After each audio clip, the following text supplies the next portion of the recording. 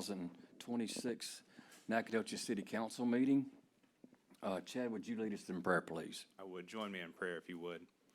Father God, we come to you, Lord, grateful for all the many blessings you bestow upon us in our city each day, Lord. I thank you for the opportunity to serve this great city, to serve with this council and staff, and serve on behalf of our residents, Lord.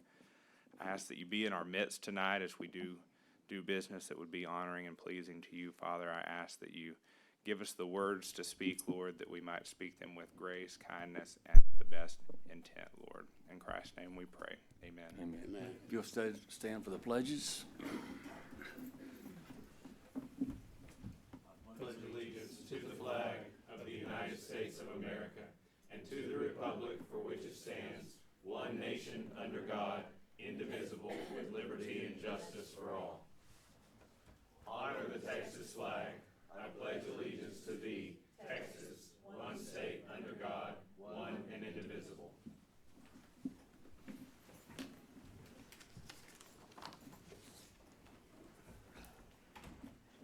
Okay, we have a presentation tonight. Would y'all come up here with a writing club, please? How you doing, sir? I'm fine. I'm Randy Johnson. Charles McKay. Okay, this is a proclamation from the city of Nacogdoches, whereas motorcycle riding awareness increases during the spring season as more riders take to the roads, and whereas it is essential that all motorists remain alert, exercise due caution, and share the road safely with motorcyclists, and whereas motorcyclists face significant safety risk from motorists who fail to recognize their presence on the streets and roadways of Nacogdoches. And whereas promoting motorcycle safety awareness among all citizens of Nacogdoches, it is vital to reducing accidents and saving lives. And whereas Gypsy Mac International Nacogdoches Chapter and the Texas Council of Clubs and Independents Region 4 are organizations dedicated to promoting motorcycle safety rights and public awareness. And whereas it is appropriate to recognize the importance of educating all drivers about sharing the road with motorcyclists and to honor the contributions these organizations make to this community. Now therefore be it proclaimed that I, Randy Johnson, Mayor of the City of Nacogdoches, and on behalf of the City Council, do hereby recognize May 2026 as Motorcycle Safety Awareness Month and encourage all citizens of Nacogdoches to remain vigilant while driving and to show respect and consideration for all motorcyclists on our roadways. Thank you very much.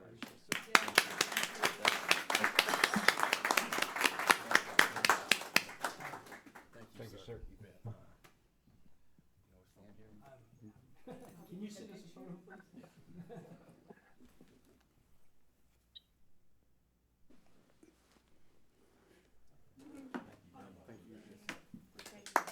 Mayor Johnson, on behalf of Gypsy MC International, we do have one of our future members here. Our prospect was actually in an accident over on Stallings Drive back in March. His vehicle was totaled out by a distracted driver, and we just want to say thank you for Nacogdoches for being so responsive, but also the first responders that did come and help him out. And the only thing we can do is just ask if people be more diligent about utilizing cell phones while driving. I just told him to. Thank you, man.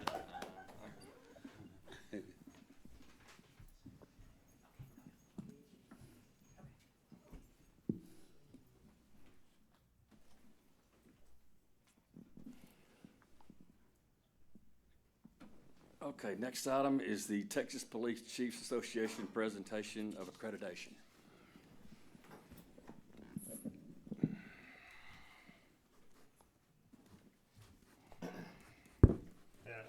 I don't know that I need this, but I'll use it anyway. I'll talk mostly out to you guys since y'all probably know what I'm going to say. But I'm Mike Skillern, representing the Texas Police Chiefs Association. I'm the police chief in Idaho. I'm fortunate enough here today to be able to come and talk about the Texas Police Chiefs Association Accreditation Program. And that's a program where department invites a third party in, the association to come in and look at everything they do and make sure it's being done by best practices on about 180 points. Everything from as important as how do you handle pursuits, how do you handle use of force or citizen complaints, to as innocuous as, are you going to the school and seeing the kids? Are you participating in the parades? Are you doing non-law enforcement activity in the community to build those bonds and that trust, and everything in between? And I can tell you, it's not an easy process to get the designation. It takes someone very dedicated, very detail-oriented, very driven, and that's their program manager. I can assure you that Officer Coy Harry is the hardest working officer in the Nacogdoches Police Department. In fact, Ginger Pruitt is our program manager. We brought her. We think she deserves that because we just received ours about 2 months ago. So it's a very long process. It takes about a year to go through all the paperwork. There's a lot of submissions, and it's not just saying, yes, we do this. They're copying files, they're taking pictures, they're finding reports, they're putting examples together, and it takes a long time just to do one, much less the 180. A lot of training for the department. It's just a very, very detailed process, and it's not something that we're asked to do. It's something that everybody brings upon themselves. We ask a third party to come in and look and make sure that we're doing everything right. Well, and I can also add, the last thing is that there's about 2,800 police departments in the state that are able to do this, and to date, less than 10% have been able to achieve that goal. There's somewhere just under 250. So not only can I tell you that your department, you can be very proud, has been participating in that, is they were an early adopter. Again, we're close to 250 in the program, but they were the 24th department to achieve this status way back in 2010. So way back in 2010, they wanted y'all and the citizens to know that they were doing everything right, that they achieved the gold standard, that best practices ran throughout the department. So they achieved it in 2010, and it's good for 4 years. Every 4 years you have to get reaccredited. And the reaccreditation process is even more difficult than the accreditation, because not only do you have to show you're doing these things, you have to show you continue to do them year after year, biannually, the things that are done annually, semi-annually. And so they've done that for 4 different times. So I'm very, very happy, very proud, very honored to be here today to present to them their 4th reaccreditation since 2010 that they just received last month. So.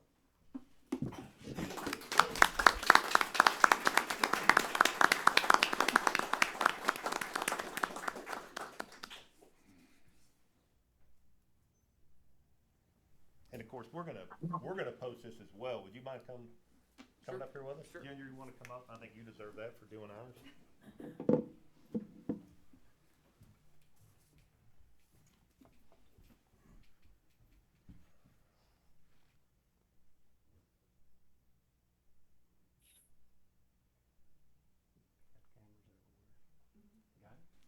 You're gonna have to get somebody's number. And Challenger said that y'all had the best police department in the state and maybe the nation, and based on this, it's really hard to argue that.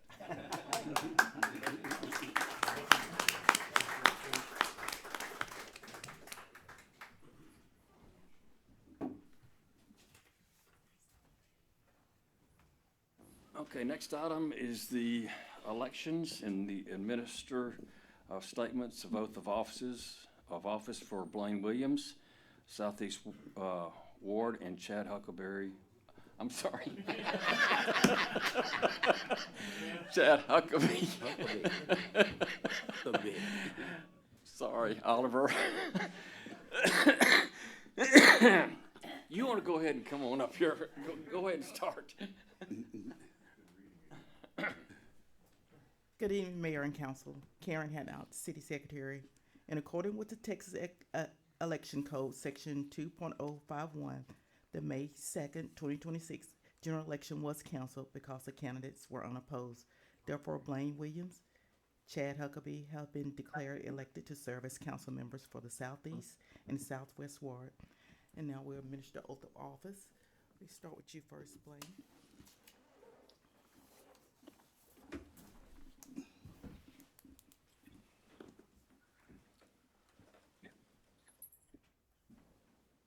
Miss Paula, come on down here.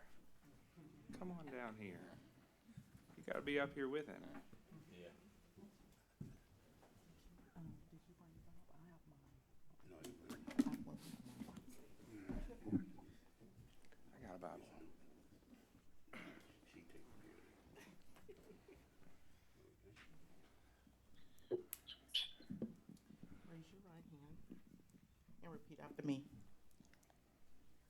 name and by the authority of the state of Texas, I state your name. Blaine Williams, Do solemnly swear or affirm do solemnly swear and affirm that I will faithfully execute the duties that I will faithfully execute the duties of the office of City Council Member, of the office of City Council Member, Southeast Ward Southeast Ward of the state of Texas, of the State of Texas, and will, to the best of my ability, preserve, to the best of my ability, preserve, preserve, protect, protect, and defend and defend the Constitution the Constitution and laws and laws of the United States of the United States and of this state. and of this state. So help me God. So help me God. Okay.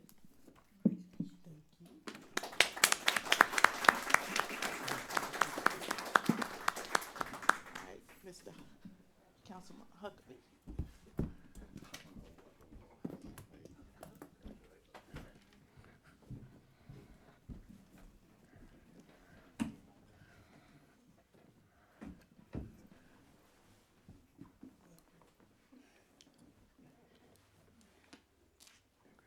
In the name and by the authority of the state of Texas, In the name and by the authority of the state of Texas, I I, state your name.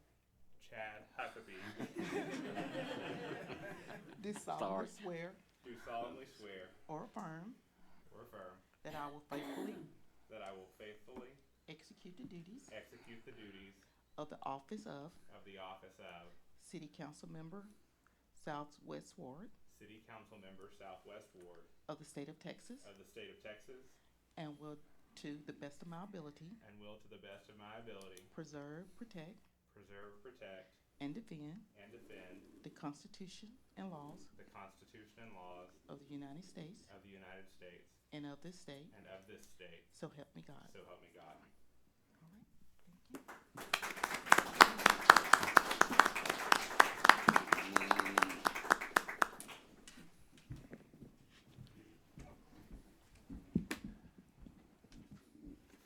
Okay, the next item is consider the appointment of Mayor Pro Tem and Vice Mayor Pro Tem. I'd like to put into nomination the appointment of Chad Huckabee for Mayor Pro Tem. If there's no other names to be submitted, Well, can we consider, or do you need a second to your motion, or can we? I didn't make a motion. Okay, well, can we consider other nominations then? Absolutely, that's why I said, Okay. consider this particular name. Then I'd like to put forth Brad Mall. Okay. All right, we have Mr. Huckabee and Mr. Mall. Anybody else want to be Mayor Pro Tem? Okay. Now, guess we'll have a vote. All in favor of Mr. I need a motion. We Okay, do this as a motion, so we can do the motion for each one. So we get a motion for Chad Huckabee as Mayor Pro Tem, and then see if we get a second. okay. Then we'll go and vote.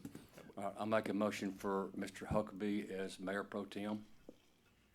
Second. Have a motion and a second. And then what do you do? We need to vote now. Okay. All in favor of Mr. Huckabee, raise your right hand. 3. Those opposed, 3 beats 2. Okay. Mr. That kind of takes care of that. Okay. The second vote. Mr. Huckabee, congratulations, you're Mayor Pro Tem. Now, for Vice Mayor Pro Tem, I would like to put into nomination Mr. Blaine Williams. I'll make a motion to that effect. Okay, we have a motion and a second. Any other recommendations or nominations? There being none, we have a motion and a second. All in favor? Aye. Aye. Motion carries unanimously. Congratulations, Mr. Williams, your Vice President. The next item is open forum. There being none, we'll go to items to be removed from the consent agenda.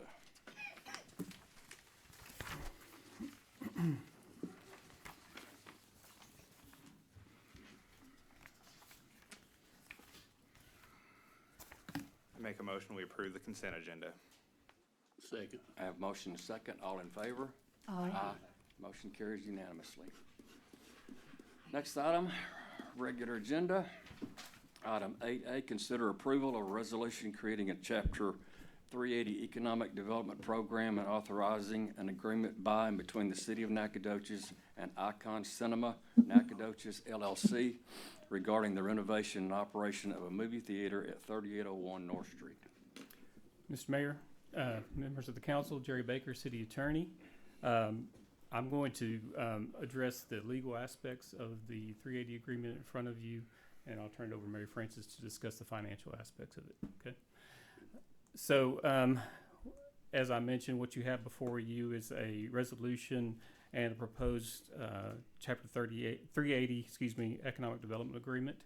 As you know, for the most part, governmental entities generally cannot provide private entities or persons public money without certain exceptions or certain requirements being met. One of those requirements, or one of those exceptions that is provided under the statute, is specifically under Chapter 380 of the Texas Local Government Code.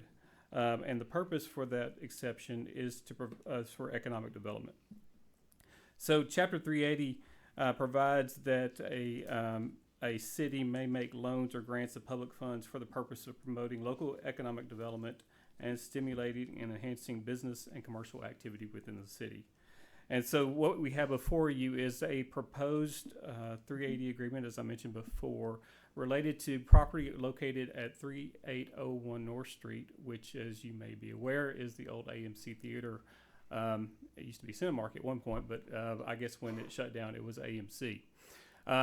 The terms of the 380 agreement that's in front of you for consideration is the standard 380 agreement that you've seen before that's been presented. It sets forth the requirements that the development would have, and in this case, renovating this particular piece of property, including the amounts that will be spent or expended for the construction or renovations, as well as the addition of any personal property, in this case, furniture and equipment, including as well the hiring of what's been proposed as 20 employees. And other terms, should there be any issues related to any defaults or those things. So those are, as I mentioned, just the standard terms that you would see in any 380 agreement that you reviewed before. The agreement itself provides that the documents for construction and purchase of the equipment be provided to the city within 90 days of the issuance of the CO. It also includes reimbursement from the city of up to $50,000 for ADA compliance and updating the fire alarm system there in the building.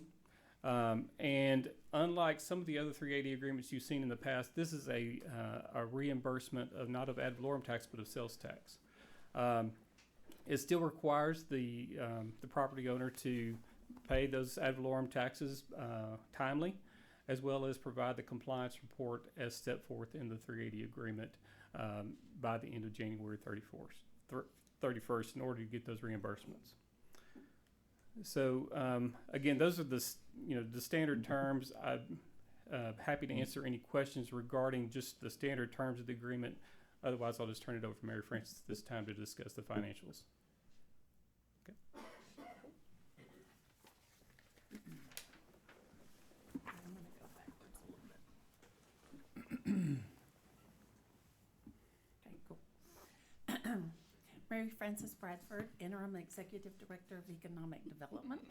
Had to get all that out. Mayor, council members, Icon Cinema is proposing, as Jerry mentioned, to lease and renovate the 3801 North Street, Suite number 7, previously occupied by AMC, which closed back on November the 26th in 2024, leaving us without a movie theater. As was described, they plan to invest at least $800,000 in construction, including new fire alarm system and bringing the facility up into ADA compliance, as well as $800,000 in replacing the furniture and the fixture. With hiring of the 20 employees, that's up to 20 employees at the beginning. They will include some part-time jobs for college and high school students, which are very important for our students. Then once the 380 is approved, they intend to have the planning completed and then the renovation start within 60 days and begin operations within a year. Icon was founded in 2012 by Sam and Julie Snell, and the current CEO, Stetson Snell, somewhere is on this call here, is joining us tonight virtually. They now operate 7 locations with 2 more opening this year, offering a premium experience at an affordable price. As Jerry mentioned, they will be required to provide documentation within 90 days of the city issuing the CO that will show the receipts and proof of payment verifying the construction, the amount spent, and the purchase of the furniture and equipment. They're also, as mentioned, requesting the reimbursement of up to $50,000 for the updates to include the fire alarm and the ADA compliance. And the sales tax rebate is on a sliding scale for the 10-year term. Okay. Yeah, there we go. Okay, so you'll see this. This is the sales tax rebate sliding scale. So years 1 through 3 is 100% rebate. Years 4 and 5 is 75%. And years 6 through 10, 50%. Doing a little bit of research with the Comptroller's office, I was able to find 2 other 380 agreements with Hutto and I think Amarillo. Those were much larger projects, but they were both sales tax rebates as well. So this chart shows you that this is the sales projections from the pro forma that we were able to estimate the sales tax that would be generated over the 10-year term. And using that sliding scale, you'll see that the city would receive $234,381 in total sales tax, and then rebate to Icon the $155 and $6. And then the city would keep $79,375. And the funding sources, obviously the sales tax rebate would come out of the sales tax that's being paid to the city over the 10-year term. And then the ADA compliance and the fire alarm reimbursement would come out of the Economic Development General Fund, the $50,000. So a total of $205,006. And during that same 10-year term, they would have paid in about $81,000 in ad valorem taxes as well. So this investment is not only in the social and cultural fabric of our community, but it keeps entertainment here locally. It helps retain dollars that are already going outside of Nacogdoches over the last 2 years. And the cinema will appeal to students and families and our longtime residents, making this a much more desirable place to live. It's beyond the cultural value. It also generates economic growth by creating local jobs and supporting our local economy. Okay, so now if you want to put him on. So now I'm going to turn it on to Stetson Snell, and he's going to give an overview as the CEO of all the renovation plans that they have for the cinema. Okay, Karen. Hello, everybody. Oh, hello. Can everybody hear me? Yes. Oh, yeah. Great. Well, thank you for that nice introduction, and we couldn't be more excited to be coming into such a great community. So the plan for renovation is completely 100% electric recliner chairs. We're going to completely update the concession stand, moving it over and adding our own special touch to it, which would include unlimited refills on popcorn and drinks, which is a huge hit with all communities that we're in. It's all granite countertops, all new flooring throughout, all new paint. Every auditorium's getting completely redone with new curtains, new flooring, screen frames.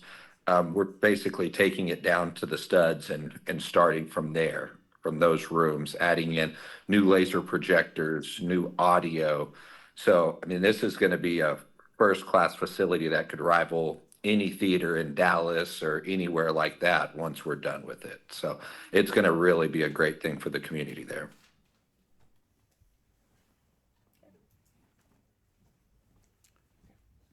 I take it so that concludes our presentation. Any questions? Yeah, Mary Frances, I would like you to make an estimate of how many hours you have spent working to get this movie theater here to Nacogdoches. Well, I have no idea, but I did my very best to do all the research I could so that I could present something absolutely to the city that was of value. And we're absolutely thrilled that they're coming to Nacogdoches. And how much are you valuing the unlimited popcorn? I don't know, because I love popcorn. I'm gonna be first in line.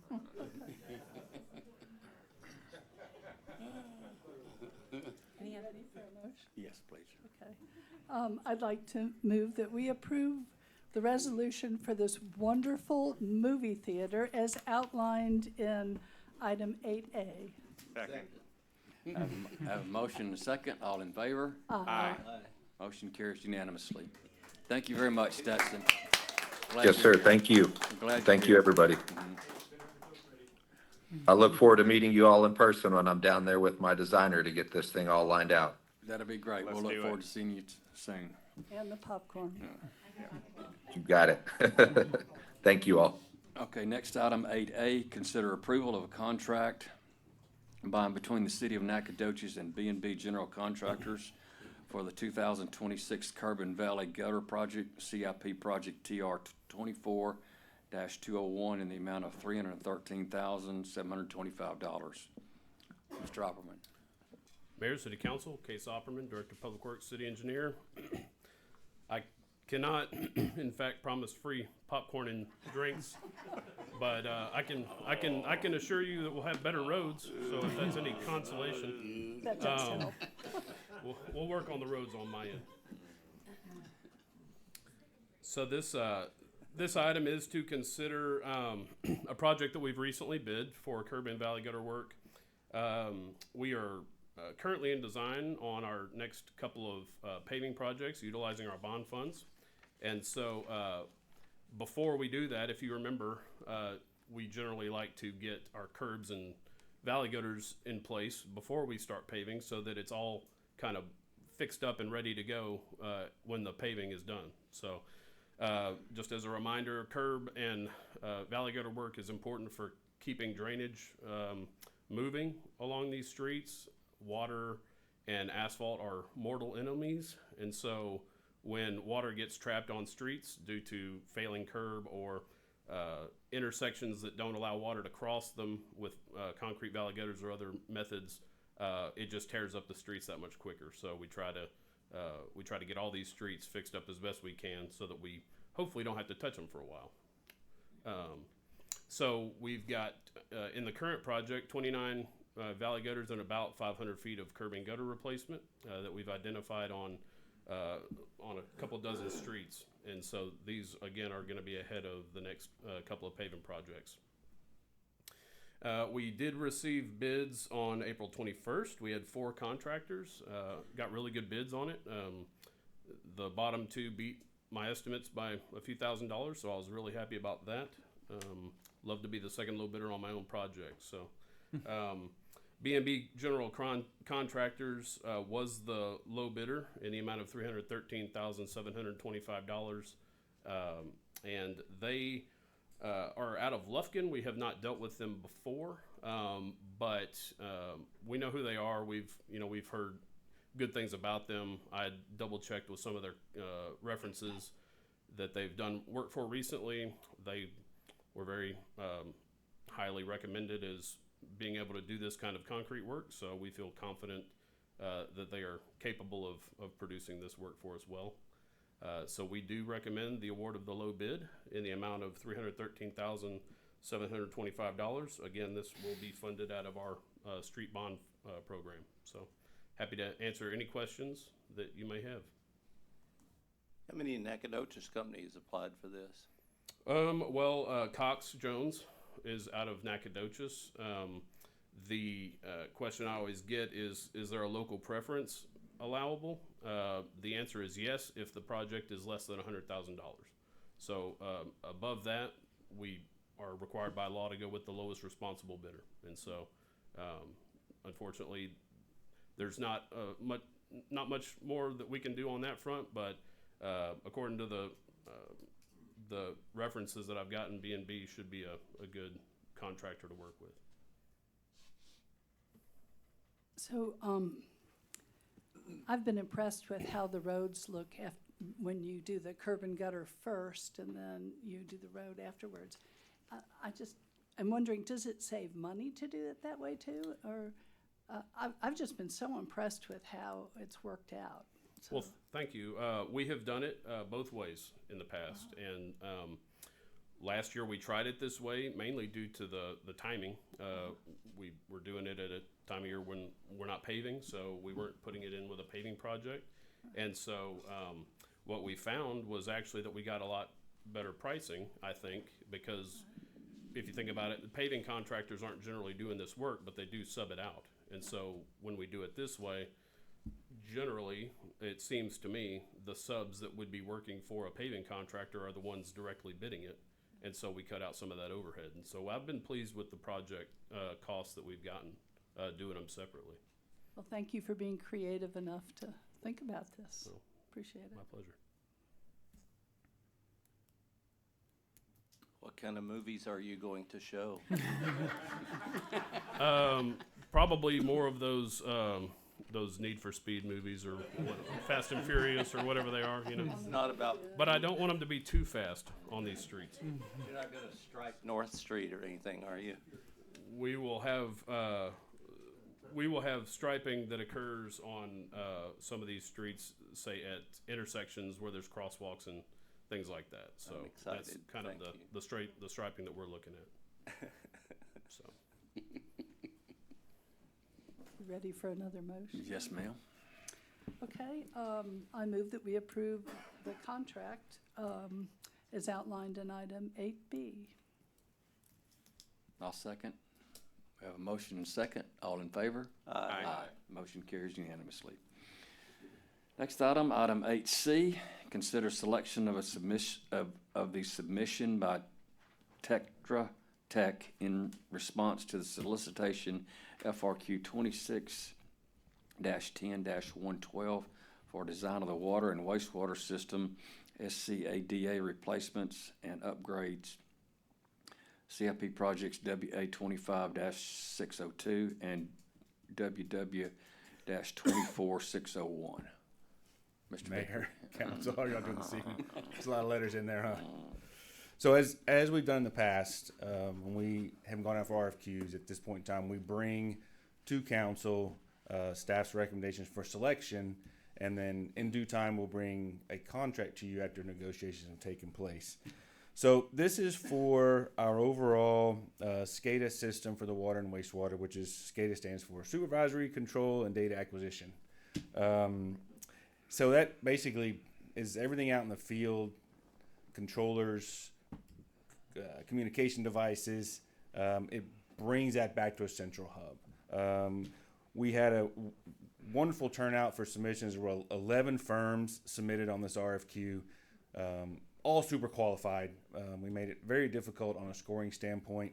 Our scoring team was made up of engineering, planning, GIS, and IT. So it was and our water and wastewater operators as well. So that was a broad breadth of folks to come and take a look at all 11 submissions. And most of them were quite detailed. It took a little while to get through them all. But in the end, there were 4 firms that scored high. Too hard to say you are the most qualified at this time. So we took a second step and brought these 11 firms in for 4 firms in for in-person interviews. Got to meet the teams that will be doing the work. Got to ask them additional questions, how they would approach the project. Got a feel for how they design, the components they like, commissioning style. So based on the accumulation of independent scoring and the in-person interviews, staff found that Tetra Tech was the most qualified firm to begin this project for us. It's going to be a long-term project. It's going to be 2 to 3 years to get everything in place, designed and manufactured and then put in place. We will be having priority areas as we go through the process. But at this point, where's the little remote? Oh, you doing it for me? Oh, thanks. We're going to back up for a minute. We talked about that. Definition, we did that. But what I want to make point of here is we have a pretty in-depth water and wastewater system, right? So you got things scattered throughout the city. You have central hubs at the wastewater plant and at the surface water plant and at several pump stations around town. But we have quite a few remote sites that need to be able to talk to the central hub. So our operators can see when there's a fault, see when something's not operating, see when tanks are full or not full, those wells are running, not running. So this is a very important part of our overall infrastructure that has needed to be addressed, and we're excited to be able to move forward in this direction. A lot of our stuff is obsolete, end of life has run out on it, and it's time. But I do have a member of Tetra Tech. If they would like to if you have any questions of Tetra Tech, we can bring them up. If you want some more information from them, they're more than happy to talk to you guys about what they do and what they can provide for the city. If you like. I'm good. I like. You like? Yeah. I'll bring them up. Yeah. All right. Which one, Philip? Oh, both of you? Come on. Well, there's 2 Phillips. No, that's true. Go ahead, you first.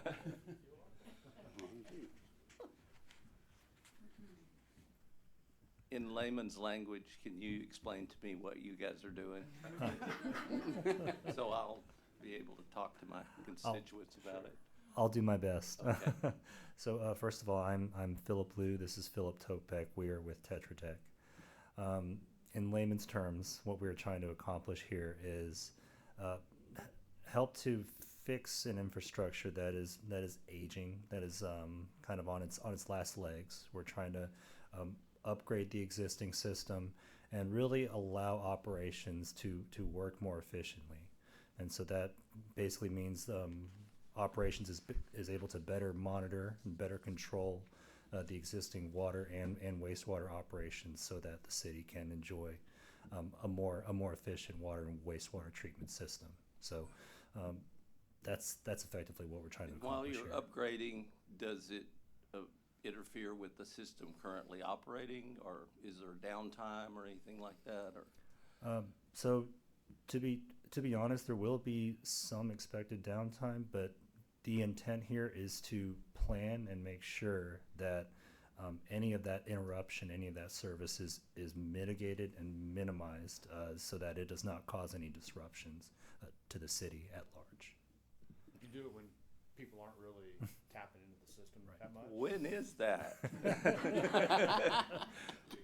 Like 3 a.m. or? And middle of the afternoon, believe it or not. Oh, okay. I mean, winter people are using their washers, washing machines the most. When are they washing dishes? When are they showering? That sort of thing.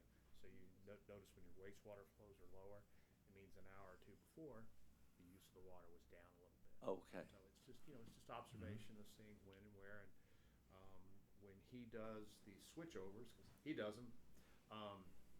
What they look for is ways to supplant or supplement the system with, say, another well while they.